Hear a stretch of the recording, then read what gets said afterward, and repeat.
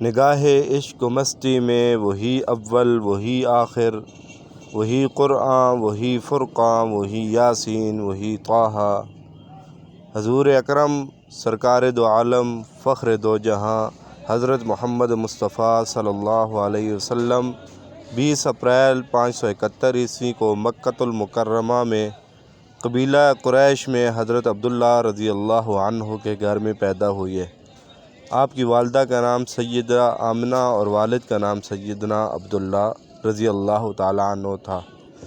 جب آپ صلی اللہ علیہ وسلم پیدا ہوئے تو ابتدائی 7 دن آپ کو دودھ ابو لہب کی ایک باندی حضرت سیدہ صوبیہ نے پلایا۔ 8ویں دن مکہ کے رواج کے مطابق آپ کو قبیلہ بنو سعد کی ایک دائی سیدہ حلیمہ سعدیہ رضی اللہ عنہا کے سپرد کیا گیا۔ سیدہ حلیمہ ہر 6 ماہ بعد آپ صلی اللہ علیہ وسلم کو آپ کی والدہ سیدنا آمنہ رضی اللہ عنہا کے پاس لے کر آتی تھی۔ 4 سال کے عرصہ تک آپ قبیلہ بنو سعد میں رہے۔ 6 سال کی عمر میں آپ کی والدہ سیدہ آمنہ رضی اللہ عنہا کا انتقال ہو گیا۔ 8 برس کی عمر میں آپ کے دادا عبد المطلب کا انتقال ہوا تو آپ اپنے چچا ابو طالب کے زیر نگرانی آ گئے۔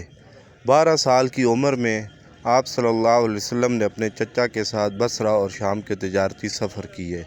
انہی سفر میں ایک راہب آپ کے چچا ابو طالب کو ملا تو اس نے بتایا کہ آپ کے بھتیجے میں وہ تمام نشانیاں پائی جاتی ہیں جو زبور اور انجیل میں آخری نبی ہونے کی نشانیاں ہیں، لہذا آپ اپنے بھتیجے کو واپس مکہ لے کر جائیں اور اس کی حفاظت کریں تاکہ قریش مکہ اور کافرین مکہ آپ صلی اللہ علیہ وسلم کو کوئی نقصان نہ پہنچا سکے۔ 25 سال کی عمر مبارک میں آپ صلی اللہ علیہ وسلم نے سیدہ خدیجہ رضی اللہ عنہا سے شادی کی۔ 40 سال کی عمر مبارک میں آپ کو نبوت عطا ہوئی۔ مردوں میں سب سے پہلے سیدنا ابو بکر صدیق، بچوں میں سب سے پہلے سیدنا علی، خواتین میں سب سے پہلے سیدہ خدیجہ اور غلاموں میں سب سے پہلے حضرت زید بن حارث رضی اللہ عنہ نے اسلام قبول کیا۔ مکہ سے تنگ آ کر آپ نے مدینہ منورہ کی طرف ہجرت کی اور 8 ہجری کو واپس مکہ فتح کر کے آپ شایان شان طریقے سے مکۃ المکرمہ میں داخل ہوئے۔ 10 ہجری میں پہلا اور آخری حج مبارک ادا کیا اور مشہور خطبہ حجۃ الوداع ارشاد فرمایا۔ جب آپ صلی اللہ علیہ وسلم آخری خطبہ دے رہے تھے تو آپ کے آس پاس کم و بیش 1,44,000 صحابہ کرام موجود تھے۔ آپ صلی اللہ علیہ وسلم نے 11 شادیاں کی جن میں سے 3 بیٹے اور 4 بیٹیاں ہوئیں۔ تینوں بیٹے آپ صلی اللہ علیہ وسلم کے بچپن میں فوت ہو گئے تھے اور 4 بیٹیاں آپ صلی اللہ علیہ وسلم کی حیات رہیں۔ آپ صلی اللہ علیہ وسلم اللہ کے آخری پیغمبر اور تمام دنیا جہان کے لیے رحمت للعالمین بن کر تشریف لائے۔ قرآن مجید آپ صلی اللہ علیہ وسلم پر نازل ہوا جو کہ آخری اور الہامی کتاب ہے جس کی حفاظت کا ذمہ خود حق تعالیٰ سبحانہ نے اپنے ذمے لیا۔